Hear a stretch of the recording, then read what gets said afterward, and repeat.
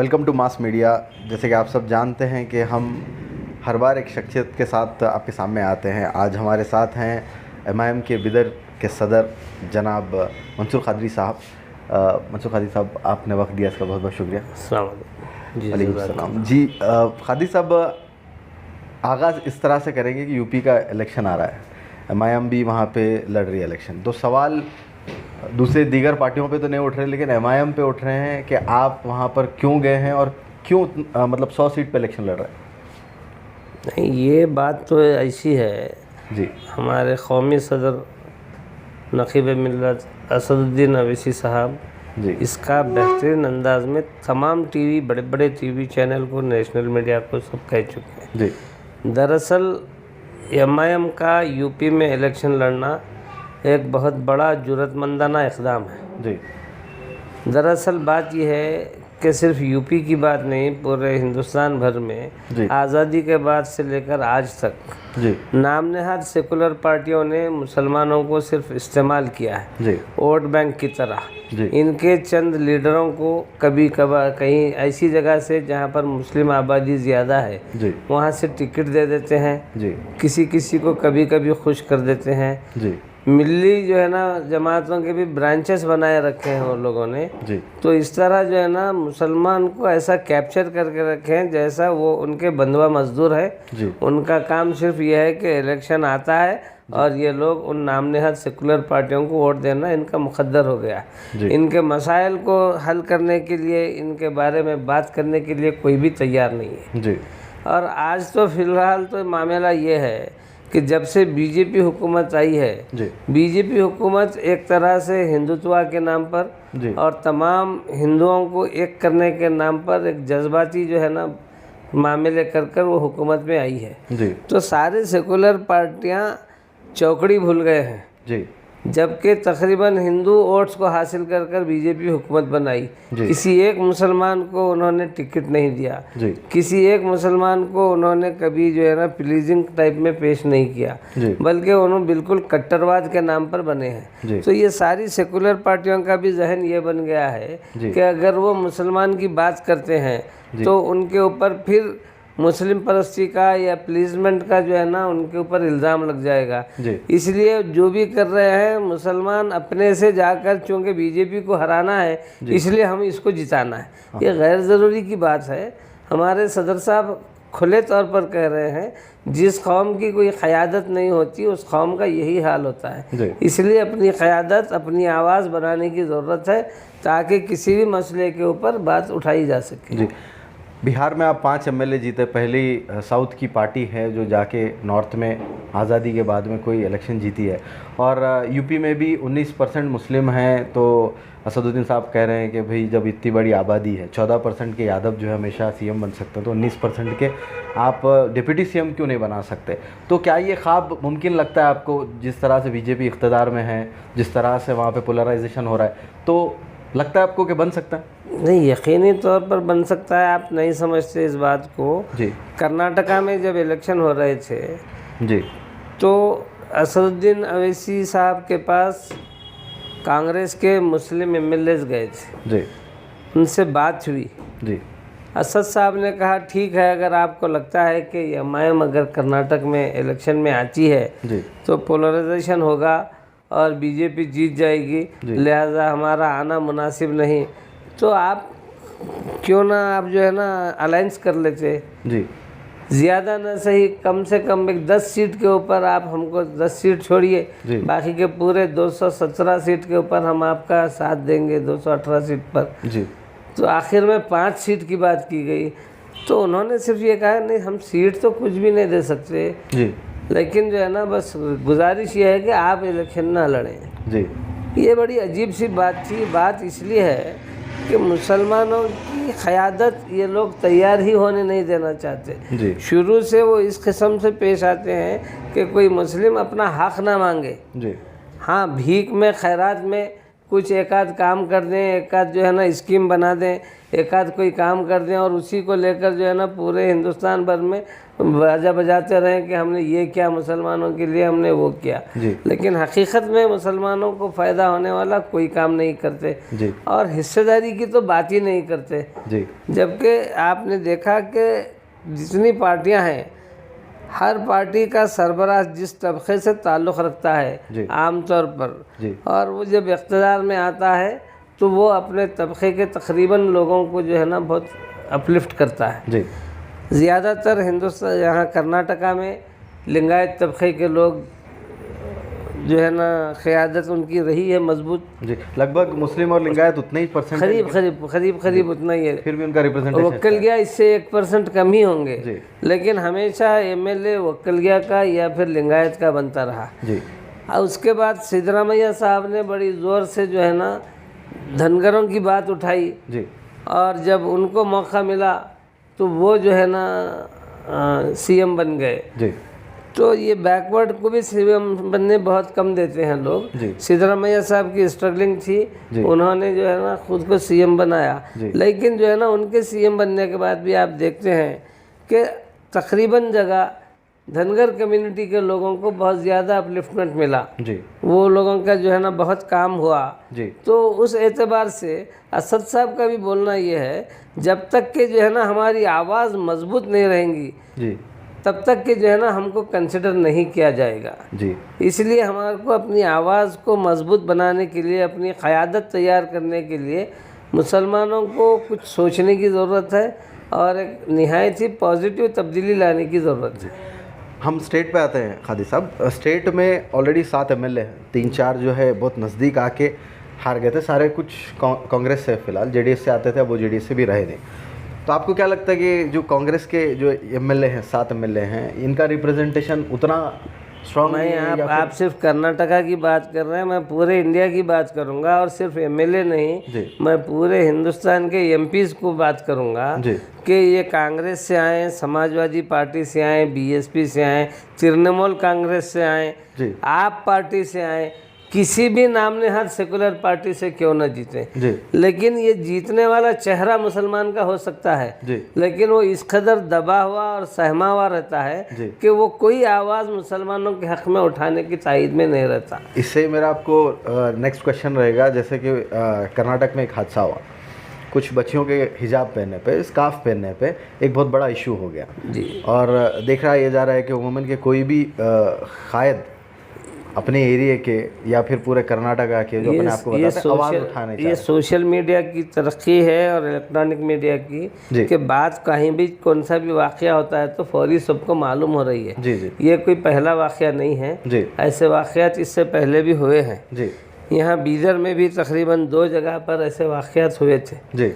जब उसकी इत्तला हमको दी गई कि एक एग्ज़ाम में जो है ना बच्ची को बैठने नहीं दिए जब तक कि वो बुर्खा नहीं उतारी।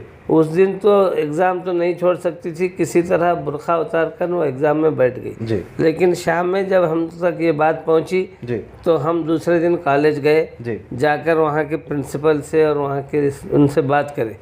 प्रिंसिपल ने हमारे से बात करते हुए फौरी वो सहम गया और उसने बोला नहीं, अगर कोई करे होंगे तो मैं स्ट्रिक्टली वो कर देता हूँ। मैं बोला कब करते, आज लोग जो है ना एग्ज़ाम के लिए आए, अभी अनाउंसमेंट करा देता हूँ, जो बुर्खा वगैरह पहनकर एग्ज़ाम देना चाह रहे हैं उनको दे सकते हैं। जहाँ तक बात चीटिंग करने का वगैरह बहाना बना रहे थे, भाई आप एग्ज़ाम से पहले जो बुर्खा पहन रहे हैं उनको अलग रूम में लेके जाइए, पूरी अच्छी तरह उन्हें चेकिंग कीजिए। ऐसा नहीं है कि सिर्फ बुर्खा पहनने वाले चीटिंग करते हैं, दूसरे नहीं करते। ये मामले को उससे मत जोड़िए।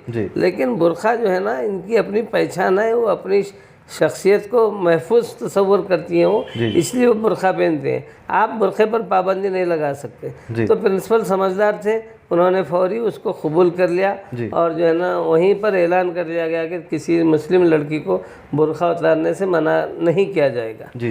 हम ये बात करके जब वापस आ रहे थे, आपको ताज्जुब होगा ये सुनकर कि एक मुस्लिम खातून जो खुद बगैर बुर्खे में ठहरी हुई थी, उसकी बेटी अंदर एग्ज़ाम दे रही थी। उसने अचानक हमको छेड़ते हुए कहा कि भाई आप लोग क्यों परेशान कर रहे हैं बच्चों को, अगर बुर्खा उतारो बोले तो उतार देते हैं, आप कोई इन्वॉल्व हो रहे हैं, आप क्यों परेशान कर रहे हैं बच्चियों को? जी जी जी आपकी तारीफ आपको हम पहचाने नहीं बोले, नहीं मेरी बच्ची एग्ज़ाम दे रही है जी जी और मैं मतलब आज जब बुरखा उतार के रखना है तो पहन के जाने की क्या बेटी जरूरत है बेटी, लिहाजा मैं बुरखा के बगैर भेजी हूँ। अरे भाई हम जो लोग बुरखा उतारना चाह रहे हैं उनको पाबंद नहीं कर रहे, जो नहीं उतारना चाह रहे उनको आज़ादी है इस बात की कि वो बुरखे के साथ एग्ज़ाम दे सकते हैं। ऐसा ही एक वाक़या और एक कॉलेज में भी हुआ जहाँ पर लड़की को जो है ना एक ड्रेस कोड बना दिया गया। पहले तो बोले जब तक नहीं सुनी बच्ची तो आखिर में कॉलेज वाले ड्रेस कोड बना दिए, सारे जो है ना यही कलर के ड्रेस में रहना और यही पहनना।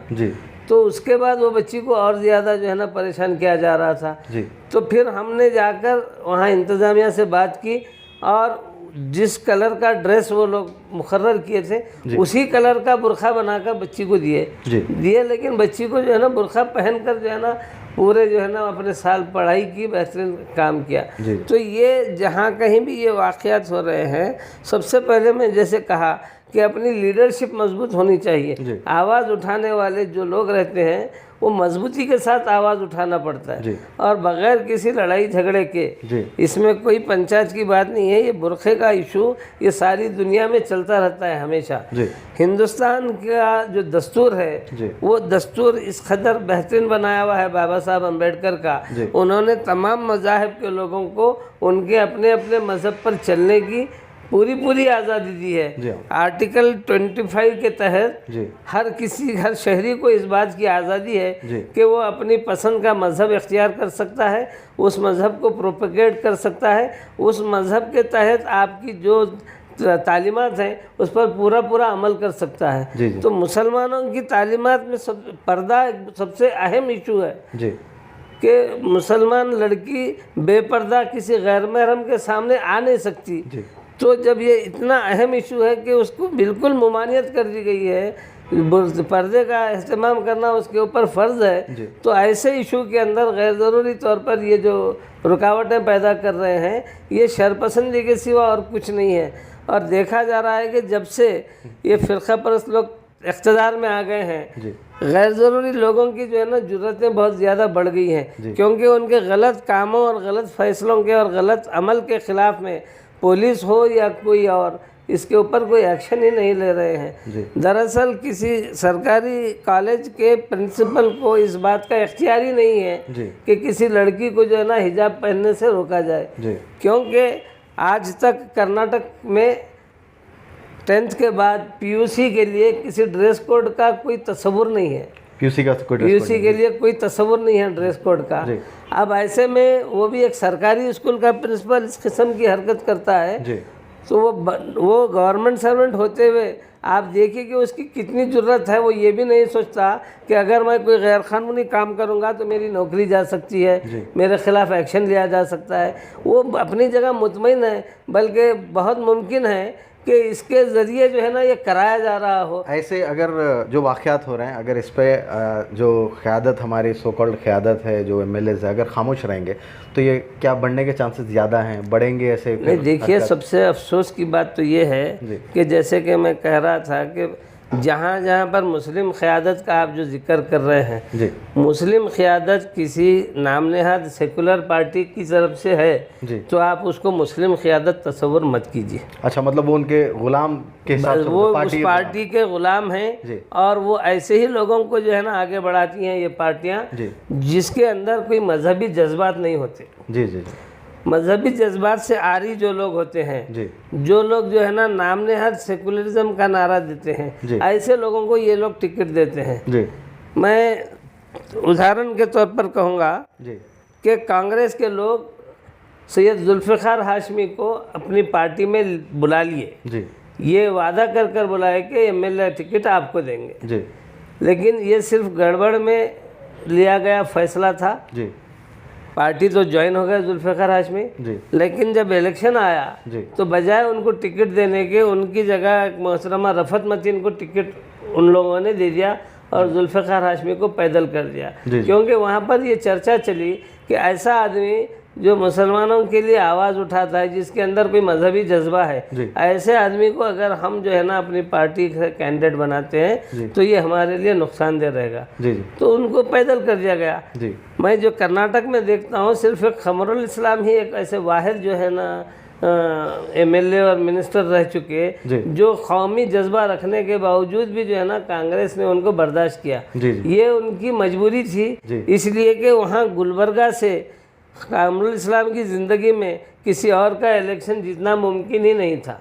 इसलिए वो सीट हासिल करने के लिए उन्होंने जो है ना खमरुल इस्लाम को कबूल किया। सिर्फ खमर साहब को आखिरी वक्त में भी मिनिस्टर जब थे तो उनको हटा दिया गया। मैं आपको ये सवाल पूछना चाह रहा हूँ कि एक वक्त ऐसा था जहाँ पर JDS से, BSP से, इवन के जो है मुस्लिम लीग से भी ये रीजन में जीता जा सकता था, लेकिन कुछ कांग्रेस के लीडर्स आके एक जहनियत बना दी है कि कांग्रेस के अलावा मुसलमान अब दूसरे को वोट नहीं करना, अब डाल ही नहीं सकता क्योंकि जीत ही नहीं सकता। ये जहनियत जब आ गई तो सिर्फ कांग्रेस अपने नुमाइंदे रखते जा रही है जो बन सकते हैं। यहाँ से 4 MLA आते थे खादी साहब, रायचूर से आते थे, गुलबर्गा से आते थे, हुमनाबाद से आते थे, बिदर सिटी से आते थे, जो महदूद होकर सिर्फ अब 2 MLA पे हो गए। एक मोहतरमा गुलबर्गा से जीत रहे कनीज़ फातिमा, जी हाँ कनीज़ फातिमा, और जो बिदर से एक हमारे खान साहब जीत रहे हैं, रहीम खान साहब। अब ये 2 जीत रहे हैं, क्या हमारी क़यादत को महदूद कर दिया गया, उतना स्ट्रांग नहीं रहेगी? पहली बात तो उन्होंने क्या महदूद करेंगे जी। दरअसल हमारे जो मुसलमान हैं जी, उनका ख़ुद जहन जो है ना बहुत अजीब गरीब है जी। वो ये समझते हैं कि मुसलमान की बात नहीं कर रहा जी, वरना जो है ना उन्हें कम्युनल हो जाता है जी जी। जबकि आप देख रहे हैं कि बीदर में अगर प्रभु चौहान यहाँ पर मिनिस्टर है जी, तो तकरीबन डिपार्टमेंट्स में तकरीबन अहम ओहदों पर आप देखिए कि लंबानी तबके के लोगों का राज है जी। जब सिद्धरामैया चीफ मिनिस्टर थे तो पूरे कर्नाटका में जी बहुत ज़्यादा जो है ना धनगर तबके को जो है ना अपलिफ्टमेंट मिला था जी। और ये लिंगायत और वक्कलगिया तो हमेशा जो है ना सियासत पर छाए रहे हैं जी। उनके तबके के लोग जो है ना बड़ी ही इज्जत और शान के साथ नौकरी भी करते हैं, कारोबार भी करते हैं जी। मुसलमानों का हाल ये है कि मुसलमानों की ना कोई अपनी क़यादत है, ना उनकी अपनी कोई आवाज़ है जी।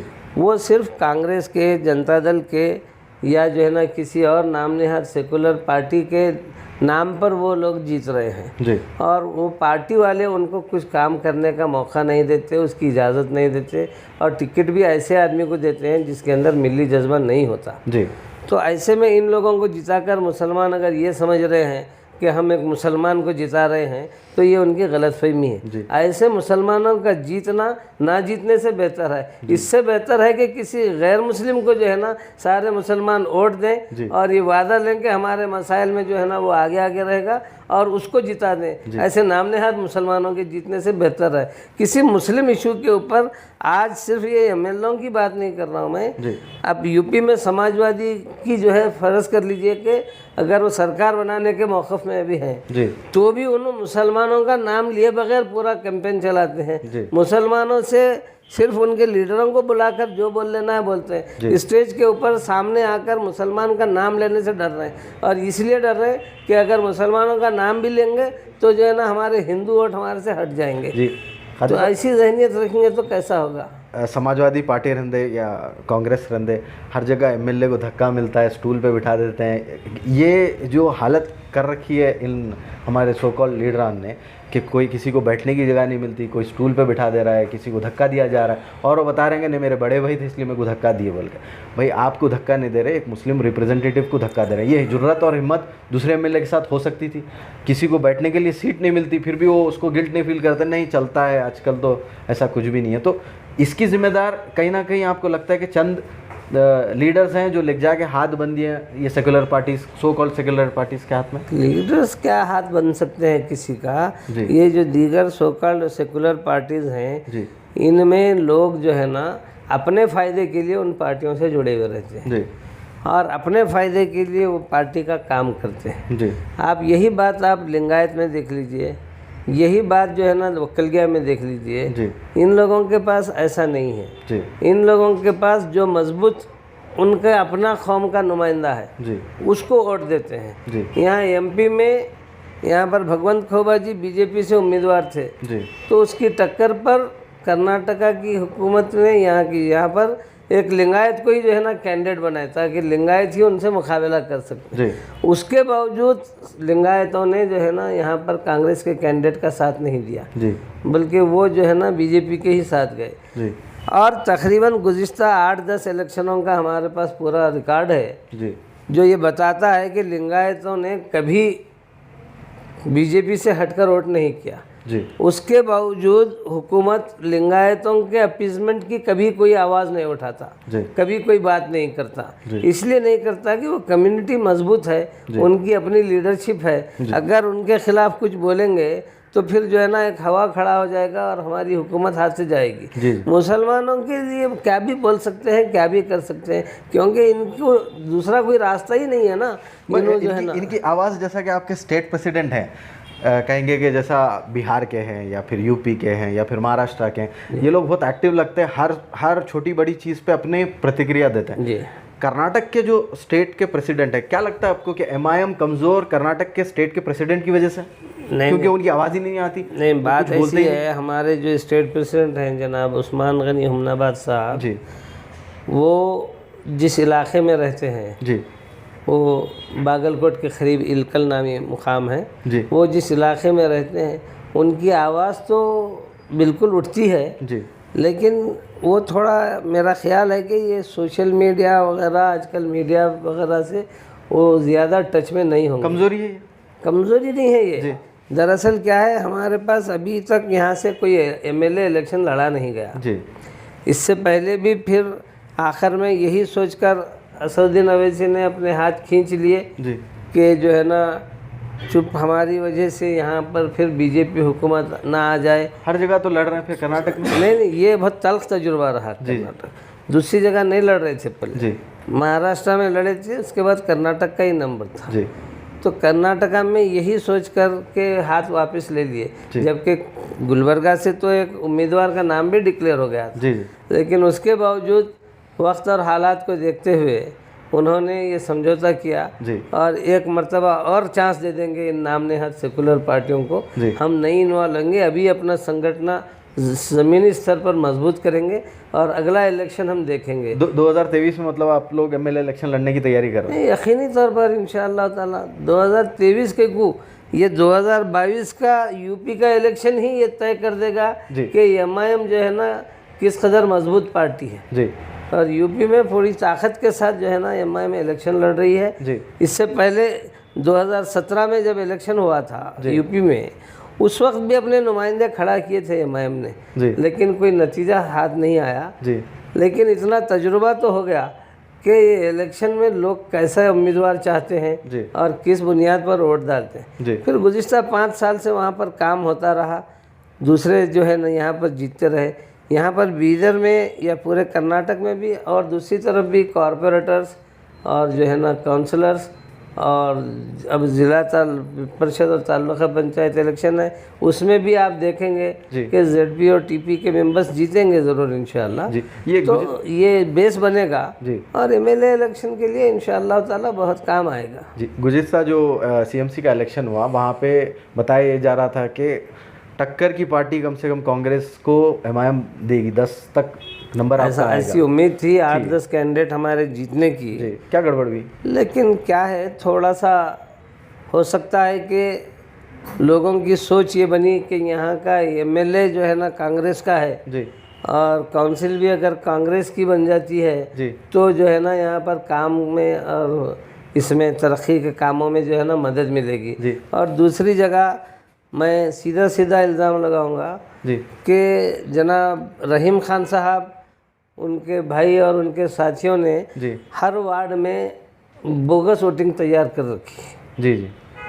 ये डिप्टी कमिश्नर को और इलेक्शन कमीशन को इस बात का नोटिस लेना चाहिए कि किस वार्ड में कितने बोगस वोट बनाए गए और क्यों नहीं अभी तक जो है ना आधार कार्ड से जो है ना वोटर्स ID को लिंक किया जा रहा है। ऐसे कुछ इश्यूज़ हैं जो बोगसिंग की बुनियाद पर और पैसे को पानी की तरह बहाया गया। तो वो कहते हैं मोहब्बत में जीत रहे हैं। आपको सुनकर ताज्जुब होगा कि जो काउंसलर मैलूर से जीता है 70 लाख रुपए से ज़्यादा सिर्फ काउंसलर इलेक्शन के लिए खर्चा किया। ये जो मैलूर का जो उम्मीदवार जीता है। जी। और दूसरी जगह के भी उम्मीदवारों का यही हाल है तकरीबन। अब पैसे की जब बात आती है तो ये गुज़िश्ता जो काउंसलर इलेक्शन हुआ, हमारी सबसे बड़ी कमज़ोरी ये थी कि लॉकडाउन डिक्लेयर हो गया था जी। और इलेक्शन के दौरान में किसी किस्म की भी जो है ना एक्टिविटीज़ की इजाज़त नहीं थी जी। सिर्फ 5-5 लोग घरों पर जाना, बात करना जी। हमारी असल ताकत लोगों के अंदर शऊर बेदार करने की तकरीरों के ज़रिए और दीगर मसाइल को उठाकर रहती है जी। लेकिन उसी बात को जो है ना बैन कर दिया गया था जी। और ये बहुत बड़ी वजह रही। और उसके साथ साथ जैसे ही इलेक्शन होगा उसके बाद लॉकडाउन आने वाला है जी। तो जितने गरीब तबक़ात के लोग हैं आने वाले लॉकडाउन को मद्देनज़र रखते हुए जिसने उनको पैसे ज़्यादा दिया, जिसने उन तक राशन के किट्स पहुंचा दिए, उनको उन्होंने वोट दिया। एक भूखे के सामने, एक गरीब आदमी के सामने जो नज़र आता है वही उसको सही समझ लेते हैं। दूरअंदेशी के साथ जो है ना वोटिंग नहीं हुई जी। और जो है ना आने वाले लॉकडाउन के पेश नज़र उन्होंने समझौता करते हुए जी। जो भी उम्मीदवार पैसे वाला नज़र आया, जिस उम्मीदवार ने जो है ना उनको ज़्यादा नवाजा, उसी की तरफ वोट पड़ गए। इसलिए इसके एमआईएम की उम्मीद कम हो गए। आज भी आप सर्वे कर लीजिए पूरे बिदर का, आज भी अल्हम्दुलिल्लाह एमआईएम जो है ना बहुत मजबूत है बिदर में जी। और इंशाल्लाह आने वाले दिनों में एमएलए का इलेक्शन पूरी मजबूती के साथ लड़ेंगे जी। असद साहब यूपी के से फारिग होने के बाद इधर दीगर रियासतों में तवज्जो देंगे इंशाल्लाह। आप और आगे बढ़ते हुए ये मैं आपसे क्वेश्चन करूँगा, कुछ कहा ऐसा जा रहा है कि अब बीजेपी को एमपी इलेक्शन हराना और नॉर्थ में कांग्रेस को एमएलए इलेक्शन हराना तकरीबन नामुमकिन के नज़दीक हो रहा है, क्योंकि इन लोग बता रहे कि करिश्मा ऐसा हो गया, वो स्टेचर हो गया कि इनको हराया नहीं जा सकता। क्या ये सही है? नहीं, ऐसा नहीं है। कोई भी जो है ना ऐसा दावा नहीं कर सकता कि हमको नहीं हरा सकते जी। या ये बुड्ढा भी जो है ये नाम नेहाद सेकुलर पार्टियों की तरफ से बनाया जा रहा है। वो बीजेपी को दिखाकर डराकर ही मुसलमानों के वोट लेते रहे। ऐसा कतई नहीं है कभी कि कांग्रेस या जनता दल मुसलमानों की पहली पसंद हो या उन पार्टियों ने मुसलमानों के लिए इतना कुछ किया हो कि उनके कामों को देखकर मुसलमानों ने उनको वोट दिया है। ऐसा हुआ नहीं आज तक। सिर्फ वो लोग ये देखते रहे कि ये बीजेपी के जो लोग हैं फ़िरक़ा परस्त लोग उसमें ज़्यादा जमा हो गए हैं, उनकी आइडियालॉजी मुसलमानों के ख़िलाफ़ है और ये लोग हिंदुत्व के एजेंडे पर काम कर रहे हैं। उससे बचने के लिए, उनको इक़्तिदार से दूर रखने के लिए जो भी सामने मुतबादिल नज़र आया उसको वोट देते रहे। मजबूरी में ना खादी साहब, देखिए अगर आप बोलेंगे कि इन लीडरान के ख़िलाफ़ कोई एक मजबूत दावेदार नहीं है, ये भी हकीकत है, क्योंकि कोई अल्टरनेट ना रहना उनके लिए पॉजिटिव और बहुत कंस्ट्रक्टिव बात हो जा रही है कि अगर हमको हरा देंगे तो कोई क़यादत आपकी बचेगी नहीं। तो इस मामले में तो वो सही है ना कि उनके खिलाफ कोई है नहीं बोले। देखिए आप ऐसा सोचना हमारा गलत है, इसलिए गलत है कि अब बिदर की मिसाल लीजिए, अगर यहाँ पर 6 एमएलए हैं जी, तो 5 जगह तो सारे मुसलमान जो है ना किसी गैर मुस्लिम को ही वोट दे रहे हैं। जी हाँ बिल्कुल, किसी भी पार्टी का होगा जी, लेकिन किसी गैर मुस्लिम को ही वोट दे रहे हैं जी, सारे मुसलमान। बिल्कुल, साउथ में बंडप्पा को वोट दे रहे हैं, हुमनाबाद में राजशेखर पाटिल को वोट दे रहे हैं जी, और जो है ना इसमें बसो कल्याण में बी नारायण को वोट दिए थे जी, और जो है ना भालकी में ईश्वर खंडरे को वोट दे रहे हैं। और आज से जीते कोई भी, लेकिन वहाँ पर भी जो है ना कांग्रेस के उम्मीदवार को उनको जो है ना वोट देते रहे हैं। तो हर जगह तो गैर मुस्लिम को ही वोट दे रहे हैं ना। यहाँ से एक मुसलमान को टिकट दिया जाता है जी। और ये जो रहीम खान साहब एमएलए हैं जी, ये अपने पैसों के बेदरीग खर्च कर बेदरीग इस्तेमाल से ये गैर मुस्लिमों के वोट कुछ हासिल करने में कामयाब है जी। वरना कांग्रेस से जो उम्मीदवार भी दिया जाता है जी, उसको सिर्फ मुसलमानों के वोट लेना रहता है, गैर मुस्लिम के इक्का दुक्का वोट पड़ते हैं जी जी। तो मेरा बोलना यही है कि ये जो है ना नामनेहाद सेकुलर पार्टियाँ, जब मुसलमान कैंडिडेट होता है तो उनके सेकुलर वोट उनको नहीं मिलते जी। ये जो बिदर की आप बात करें, हम पूरा यूपी फिर स्टेट फिर अब बिदर पे आते हैं। बिदर की जो आप बात करें, क्या बिदर एमएलए से पब्लिक खुश नहीं है? क्या उनके कामों से खुश नहीं? 3 बार आप भी बिदर के रहने वाले हैं जी। अगर आप खुश हैं तो मैं समझूंगा कि पूरी बिदर की पब्लिक खुश है। नहीं, मैं तो ना इधर बोल सकता हूँ ना उधर बोल सकता हूँ। खैर आप मीडिया में हैं, आप नहीं बोलेंगे, अलग बात है जी। लेकिन खुश कोई भी नहीं है, कोई खुश नहीं है। अगले इलेक्शन में फिर इसका जो है मुतबादिल देखेंगे लोग, मुतबादिल नहीं मिलेगा तो फिर जो फैसला करना है करेंगे। ये तो बात आपकी सही है, क्योंकि इंदिरा गांधी हार सकते हैं, राहुल गांधी हार सकते हैं, सब हार सकते हैं, तो कोई ऐसा तो नहीं है कि हार नहीं सकता बोल के, हार तो सब सकते हैं। तो मगर अल्टरनेट अगर आपकी तरफ से कोई तैयारी? ये देखिए, नहीं अल्टरनेट क्या है, हमारे पास तो हमारा कैंडिडेट रहेगा जी। कैंडिडेट का नाम भले ही डिक्लेयर ना हुआ हो जी, लेकिन एमआईएम का कैंडिडेट तो रहेगा। असद साहब पुरजोर तरीके से बिदर में लड़ेंगे? नहीं, यकीनन लड़ेंगे, हर जगह पुरजोर तरीके से लड़ना। इलेक्शन कोई आसान बात नहीं है, लोग जो है ना सूरत देख के या मोहब्बत में या ऐसे ही वोट डाल देंगे। जी जी। इलेक्शन लड़ने के लिए जो तैयारी करना है वो तैयारी के साथ ही इलेक्शन लड़ा जाएगा इंशाल्लाह। जी जी, मतलब 2023 में बिदर से एमआईएम का एक कैंडिडेट आना तय माना जाए? तय है समझिए जी। 6 में से एक तो एमआईएम का रहेगा ही रहेगा, बल्कि 2 हो सकते हैं। जी, साउथ या हुनाबाद भी जा सकता है। ऐसा भी हो सकता है जी, और सो कल्याण भी हो सकता है, साउथ भी हो सकता है। कहीं अलायंस होने की, लास्ट टाइम जैसे अलायंस हुआ बीएसपी जेडीएस ऐसा कुछ? देखिए पिछली मरतबा अलायंस नहीं हुआ था जी। लेकिन कांग्रेस के जो है ना रवैये ने नकीब मिल्लत बैरिस्टर असदुद्दीन अवैसी को मजबूर कर दिया था जी कि जो है ना अगर हम ये इलेक्शन ना भी लड़ेंगे तो हम कम से कम जनता दल की तायद करेंगे। जी। तो असद साहब ने जनता दल का जो है ना तायद, ना सिर्फ तायद की बल्कि कई मकामात पर जनता दल के कैंडिडेट के हक़ में मुहिम भी चलाई है जी। और पहले ही असद साहब पहले आदमी थे जिन्होंने कुमारस्वामी को मुबारकबाद दे दी थी इलेक्शन के दौरान में कि कुमारस्वामी आप सुन लीजिए और तैयारी कर लीजिए कि अगले सीएम आप ही बनने वाले। जी हाँ जी। और उसका लोगों ने तमस्कर उड़ाया था, कांग्रेस के लोगों ने जी।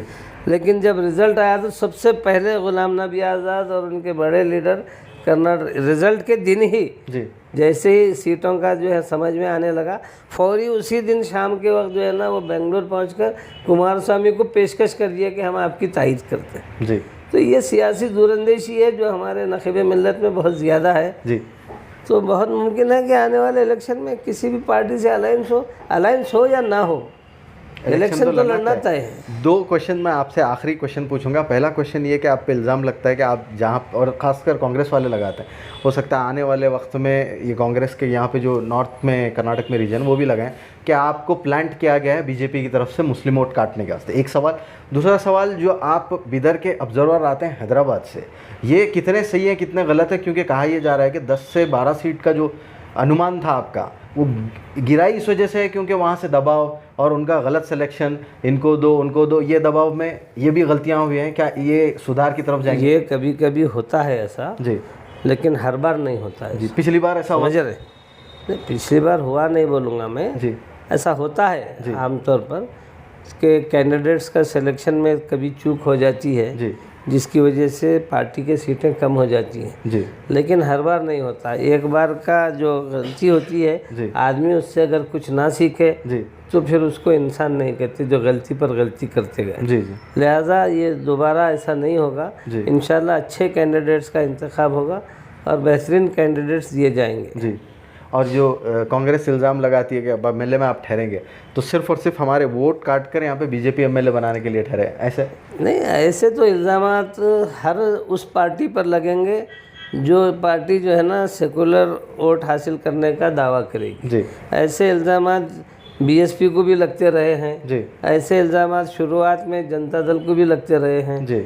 ऐसे इल्ज़ामात दूसरों को भी लगते रहे, लेकिन वो ज़्यादा दिन इसलिए नहीं टिक सके क्योंकि उनकी जो कास्ट के जो वोट थे ख़ास तौर से उससे कुछ ज़्यादा फ़र्क नहीं पड़ा जी जी। लेकिन ये मुसलमानों पर ज़्यादा इल्ज़ामात इसलिए लगते हैं कि ये कांग्रेस के या जनता दल हो या समाजवादी हो, इनका असल वोट बैंक मुसलमान है जी जी। अगर मुसलमानों की कोई पार्टी अगर इलेक्शन में कूदती है जी, तो इनका वोट बैंक इनके हाथ से खिसकता हुआ नज़र आता है जी जी। अगर उनको मुस्लिम वोट नहीं मिलेंगे तो मैं दावे से कर रहा हूँ एक भी सीट नहीं जीतते उनको, पूरे सीट उनके ड्राई हो जाएंगे आप कह रहे हैं। मुसलमान को, दलित को, क्रिश्चियंस को और कुछ बैकवर्ड को छोड़कर कांग्रेस को कौन वोट देने वाला है जी? और सबसे बड़ा तबका जो है ना मुसलमान है उसमें। जी जी। अगर इतना बड़ा वोट बैंक की चक्कर, पहले तो सब दे रहे हैं तो उन्होंने नहीं जीत पा रहे हैं जी। अगर ये हट जाएंगे, मुसलमान अगर उसमें से हट जाएंगे और दलित अगर हट जाएंगे तो फिर इनको वोट कौन देने वाला है जी। इन्होंने दरअसल पूरे इंडिया लेवल के ऊपर कांग्रेस फेल हो चुकी है जी। इसलिए कि इनकी ये दोगली पॉलिसी, जिसका वोट लेते हैं उसका नहीं सोचते जी, बल्कि जैसे ही जीत जाते हैं ये अपने आप को बहुत सेकुलर बता देते हैं। अब हमको सारे लोगों का ख्याल रखना है जी। और जीतने से पहले मुसलमानों में छोड़ देते हैं लोग, दलितों में छोड़ देते हैं। तुम्हारा काम है कि तुम जो है ना उनको नए नए पोस्टें देकर, नए ओहदे देकर, ये कर मुसलमानों में इसीलिए रखा जाता है मुस्लिम क़ियादत को, जिसको उन्होंने क़ियादत समझते हैं, कि ये इलेक्शन के वक्त ये पूरे मुसलमानों को एक तरफ करें। ये मुस्लिम मतलब आप ये कहना चाह रहे हैं कि एमआईएम जो है, जो लीडर्स आप कह रहे हैं छुट भैया नेता होते हैं, जिनकी जो पैरवी कार करते हैं, जी हुजूरी करते हैं, ये सब छोड़कर लीडर बनना सीखें। लीडर नहीं बन सकते वो लोग जी। कांग्रेस से वाबस्ता जो लोग हैं उन लीडरशिप नहीं कर सकते जी। क़यादत करने के लिए बहुत बड़ा सीना चाहिए जी, और बहुत बड़ी कुर्बानियाँ चाहिए जी, क्योंकि सीना सपर होकर हालात का मुकाबला करना पड़ता है जी। और किसी का सोचे बगैर जिस तबके से उनका ताल्लुक़ होता है उसके हक़ की बात करना चाहिए जी। रहीम खान साहब को अगर यहाँ पर मिनिस्ट्री मिलती है तो इसलिए नहीं मिलती कि रहीम खान साहब बहुत भारी एमएलए हैं और बहुत बड़ा काम करेंगे। मिनिस्ट्री मिलती है तो इसलिए मिलती है कि उनके पास माइनॉरिटीज़ को कुछ देने के लिए कोटा होता है। इनको एक को जो है ना मिनिस्ट्री दिए, तो हम मुसलमानों में भी एक मिनिस्टर बनाए हैं बोलने के लिए, इनको मिनिस्ट्री नाम क्या है, मतलब टिकट भी मिलता है तो इसी बुनियाद पे मिलता है कि 6 में से 1 तो मुसलमान देना बोल के उनके पास एक भी मुसलमान नहीं देंगे पूरे ज़िले में, तो कैसा। तो इसलिए जो है ना यहाँ पर टिकट भी मिलता है। लेकिन ये जीतने वालों को सोचना चाहिए जी। आप भले ही पूरे लोगों के जो है ना वोट ले रहे हों, लेकिन सारे वोट आपको इसलिए पड़ रहे हैं कि मुसलमानों ने आपको वोट देने का तय किया, इसलिए दीगर तबक़ात के लोग भी आपको वोट डालते हैं, क्योंकि एक बड़ा फैक्टर मुसलमानों का आपके साथ आ रहा है। तो दूसरे लोगों की हिम्मत बनती है कि हम भी अगर वोट दे देंगे तो शायद जीत जाएगा। 80% मेजॉरिटी वोट। अगर मुसलमान वोट नहीं दे रहे बोल के ये पैगाम अगर जो है ना पहुंच जाएगा तो कोई इन्हें कितना भी पैसा खर्चा कर ले या कांग्रेस सर पटक ले, लेकिन जो है ना उसके उम्मीदवार को ख़तई वोट नहीं मिलेगा अगर उनको ये आइडिया मिल जाए कि यहाँ से मुस्लिम वोट नहीं मिल रहे जी। आपने जो कहा, मैं आपका बहुत बहुत शुक्रिया अदा करता हूँ कि आपने वक्त दिया। और मैं ये बताऊँ कि कांग्रेस में एक कद्दावर लीडर हुआ करते थे, रोशन बेग। उन्होंने एक डिमांड रखी कि मुझे डिप्टी सीएम बनाए, क़यादत ही ख़त्म कर दी, रुसवा करके पार्टी से निकाल दिया। उनके ऊपर कई सारे एलिगेशंस आ गए, मजबूरी में फिर वो बीजेपी की तरफ चले गए, वहाँ से रुसवा हो गए, तो क़यादत ही ख़त्म हो गई उनकी। नहीं, थोड़ा सा मैं आपसे इख्तलाफ करूँगा जी कि रोशन बेग जो हैं जी वो किसी कांग्रेस के धुतकारने से बीजेपी को चले गए हैं, ऐसी बात नहीं जी। रोशन बेग का ताल्लुक़ से उन लोगों में से है जिन्होंने कांग्रेस के नाम पर मुसलमानों को और तमाम सेकुलर लोगों को ठगा जी, वोट हासिल किए, मुंतखब हुए, उसके बाद उन्होंने सिर्फ इख्तिदार की लालच में बीजेपी की तरफ गए जी। लेकिन दूसरे लोगों को तो शायद उनका अपना मिला, लेकिन रोशन बेग को बीजेपी से भी जो है ना महज इसलिए रुसवाई हुई कि बीजेपी का तो नज़रिया ही यह है कि किसी मुसलमान को कबूल ही ना किया जाए जी।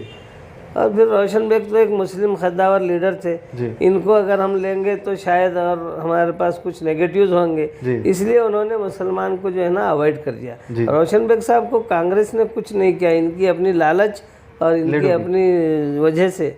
और ये कोई मुसलमानों के लीडर बोल के आप, मैं बोल रहा हूँ किसी पार्टी का हो, मैं एक का नाम नहीं लूँगा, कहीं पर भी हो पूरे हिंदुस्तान में, जो ये लीडरशिप जो हम कह रहे हैं, मैं बोल रहा हूँ ये जुर्रतमंदी सिर्फ़ और सिर्फ एमआईएम के जीते हुए एमएलएज़ में, एमआईएम के जीते हुए लोगों में ही आती है जुर्रतमंदी, कि वो जो है ना मुसलमानों के हुकूक़ की डट कर बात करते हैं जी। दूसर के अंदर ये बात नहीं आती, हाँ कोई हिंदू का लीडर बराबर आवाज़ उठाएगा मुसलमान के लिए, लेकिन मुस्लिम लीडर इतने दबे हुए रहते हैं कि उन्होंने मुस्लिम हुकूक़ के लिए आवाज़ नहीं उठाते। मिसाल के तौर पर आज उड़पी में जो वाक़या हुआ है, आप देखिए कि कर्नाटक में 7 मुस्लिम एमएलए हैं, जिसमें एक मोहतरमा कनीज़ फातिमा भी हैं, जो खुद हमेशा हिजाब में रहती हैं, इवन असेंबली में भी हिजाब में जाती हैं। तो वो तो आवाज़ उठाना चाहिए था। जी हाँ। लेकिन वो उठाते ना और कोई उठाते, हम मुसलमान की बात करेंगे तो हमारे को मुसलमान समझ लेंगे, ये लोग समझते हैं। जी हाँ, जी हाँ, जी हाँ। उन्होंने इस बात से डरते हैं कि कहीं हमको भी मुसलमान समझ लेंगे। जी, खाली मुसलमान समझे तो बस, गैर मुस्लिम उनको मुसलमान नहीं समझना। जी, जी। अरे इन्हें हमारे सच है, हमारे चुस में रहने वाला, चलो उन्हें जीता तो क्या, हारा तो क्या, बल्कि इजी लेना। जी। तो मुसलमानों के लिए मुसलमान लीडरशिप में एक मिली जज्बा होना चाहिए। जी। वो मिली जज्बा से आरी लोगों को जो है ना, ये लोग टिकट देते हैं, मुंतखब करते हैं। जी।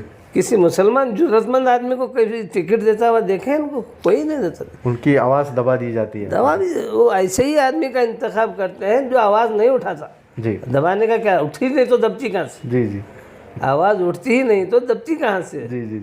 तो उठाने वाला ही ना हो, लिहाजा जो है ना उनको दबाने की ज़रूरत ही ना पड़े। जी जी। ऐसा मामला है। तो इसलिए मुसलमानों को इस बात पर मुतफक्किर होने की ज़रूरत है कि ऐसे हालात में, अब यूपी में देखा जा रहा है कई लोगों की तरफ से अखिलेश यादव की जो है ना तायद करने की बात बहुत की जाए। जी। अरे भाई आप एमआईएम को जिताओ, एमआईएम क्या बीजेपी की सपोर्ट करने वाली है? जी। बीएसपी से अगर समाजवादी पार्टी से फर्ज कर लीजिए 25-30 मुसलमान जीत रहे हैं, जी। वही 25-30 मुसलमान एमआईएम से जीतने दीजिए, वो भी समाजवादी को ही सपोर्ट करेंगे बाद में वक्त आने पर, लेकिन बाज़ाब्ता तौर पर माहिरे के साथ करेंगे।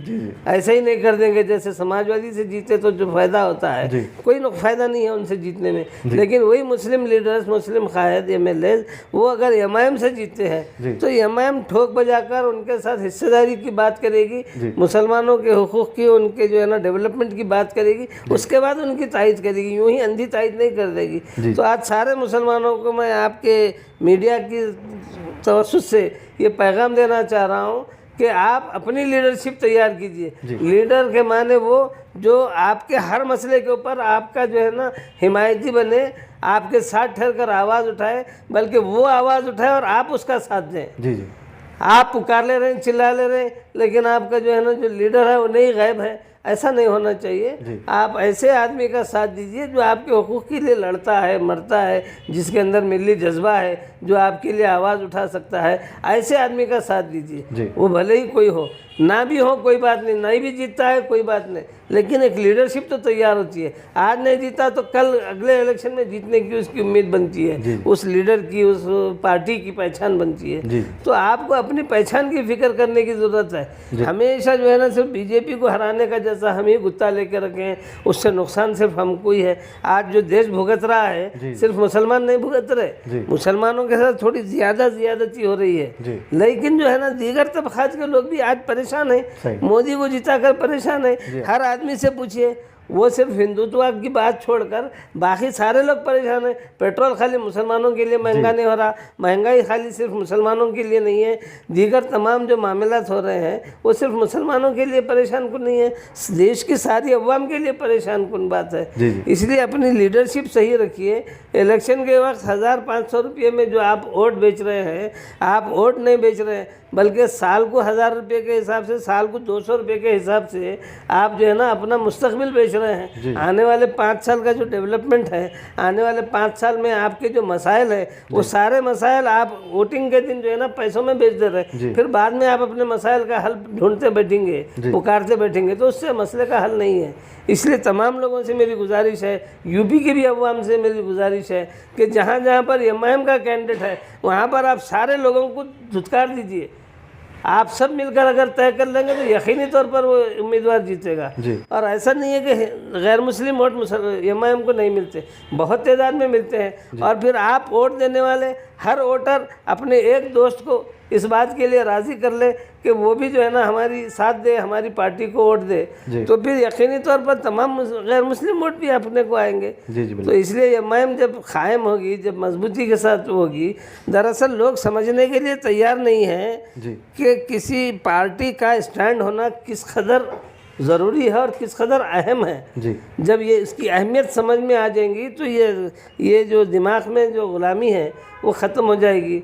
बहुत लंबी बात हो रही है, मैं सिर्फ इस शेर पर अपनी बात को ख़त्म करना चाहूँगा कि भरोसा कर नहीं सकते ग़ुलामों की बसीरत पर, दुनिया में फ़कत मर्दान हुर की आँख है बीना। क्या बात। जज़ाकल्लाह खैर कादी साहब, आपने हमें वक्त दिया और बहुत सारे हमारे व्यूअर्स को बताया कि क्या ज़रूरी है क्या नहीं है, और ख़ास करके जो उडुपी में जो हादसा हुआ उसकी खामोशी कितना नुकसान पहुंचा सकती है। ये तो हमारा बुनियादी हक है जी। आर्टिकल 25 फंडामेंटल हक है हमारा। हम कैसा रहेंगे जी। आप जो मुसलमान को हिजाब पहनने से रोक रहे हैं, आप किसी सिख को मजाल है आपकी कि उसको पगड़ी पहनने से रोक सके? जी जी जी। उसकी अपनी मजहबी पहचान है, वो सबका अपना अपना देख, तो उन्हें अपनी मजहबी पहचान के साथ रह सकता है, मुसलमान मजहबी पहचान के साथ नहीं रह सकते। जी जी। बेपर्दा होकर कोई भी इल्म हासिल नहीं करना चाहती। दरअसल आप हमारी कौम के जो बढ़ते हुए नौजवान हैं, उभरती हुई जो नस्ल है हमारी, उस नस्ल को दबाने की कोशिश कर रहे हैं। जी। कभी आईएएस जिहाद बोलते हैं, कभी नौकरशाही जिहाद बोलते हैं। जब आईपीएस में आईएएस में हमारे बच्चों का सिलेक्शन ज़्यादा हो रहा है तो तरह तरह की बातें कर कर मुसलमानों को दबाने की कोशिश की जाती है। ये भी उसका एक हिस्सा है। जी। तो मैं सलाम करूँगा हमारी उस बहन को, अलमास को, जिसने जुर्रतमंदी के साथ जो है ना सारे लोगों का मुकाबला किया। जी, शुक्रिया कादी साहब।